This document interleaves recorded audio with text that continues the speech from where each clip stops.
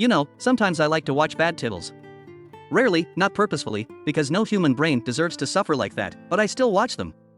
No, not because I'm a masochist or a pervert. It's just that after watching bad titles, you start to have a stronger appreciation for truly quality, thoughtful anime.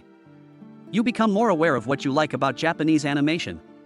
You start to better notice the aspects and nuances that elevate some titles over others, and make some immortal classics and others cheap knockoffs that don't deserve attention. This time I decided to tell you about an anime that I stumbled upon quite by accident in a short YouTube video, and that managed to catch my attention even despite very mediocre reviews. This will be a review of Seirei Jinsuki. Spiritual Chronicles is an isekai, that is, an anime about traveling to parallel worlds, released by the studio TMS Entertainment in the summer of 2021.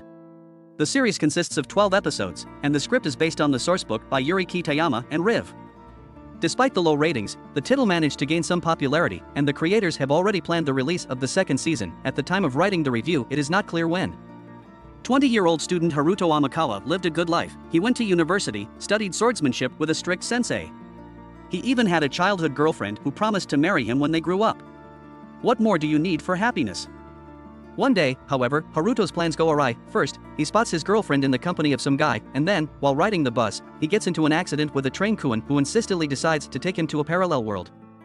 Haruto dies in the accident, but finds himself not in heaven, but in a harsh fairy tale kingdom with knights and magic, where he is forced to break through from the bottom of the social ladder in the body of a Rio kid. As luck would have it, he manages to save the local princess and get into the Knight Academy. Except that there are students in the academy who didn't like the appearance of a skillful newcomer with a bad origin at all. Will Rio manage to find his place in the new, unfair world? I've watched dozens of isekai. I've seen all kinds of things. And I've realized that for me personally, the main parameter that distinguishes quality isekai from mediocre ones is the deep development of the world. If the creator has spent time to think through the lore of his creation, has thought of some non-standard laws of its functioning, the viewer immediately starts to feel it. The viewer feels himself involved in a new world. In fact, exploring an unfamiliar world is the most interesting part of any isekai, and the viewers explore it on equal footing with the characters trapped in that world. If I'm interested in exploring the universe of an isekai, then I'll be happy to watch it, even if the other components are going to sag a lot. A great example of a quality isekai with a well-developed world is Rebirth of the Unemployed, where the viewer is clearly and consistently told about the world the protagonist has fallen into. And you realize that this world was not written in one evening for a literature class, and that the creator put his soul into it. Can the world of Seirei Jinsuki be called interesting and elaborate? No. Absolutely not. It is a compilation of the most common templates about fairy tale worlds borrowed from other isekai. It's boring. It's not compelling. There's nothing original here that in any way distinguishes this isekai from all the others.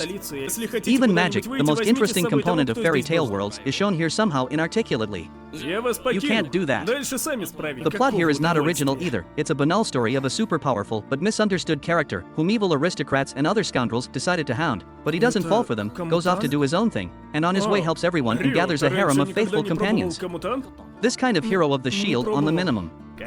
Curiously, the story occasionally takes dark shades, and even sometimes becomes interesting, but all these episodes are connected with so poorly written antagonists that you soon stop taking them seriously. In general, the plot unfolds according to the standard scenario of a problem has arisen, Rio happens to be around, he puts things in order, everyone around is happy and praises him, and so it repeats several times. Boring and predictable.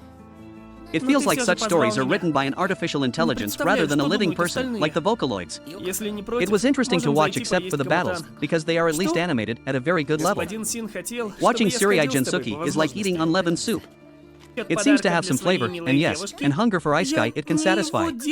But why torture yourself by eating an unpalatable soup when there are plenty of sumptuous dishes on the same table? Still, the anime industry does not stand still, and in recent years has created many isekai of a decent level. The most popular genre, after all. I basically don't understand why you should waste your time watching Seirei Jinsuki. There's nothing that stands out here, except for the decent visuals. Pale characters. Banal plot. Sluggish problematization and genre diversity. Disgustingly written antagonists. Even the harem, and the one here turned out weak. Watch it only if you want to see Kirito from SAO in a new environment. One of the most boring isekai I've ever seen. Thank you so much for watching. If you liked it, put a like and subscribe to the channel.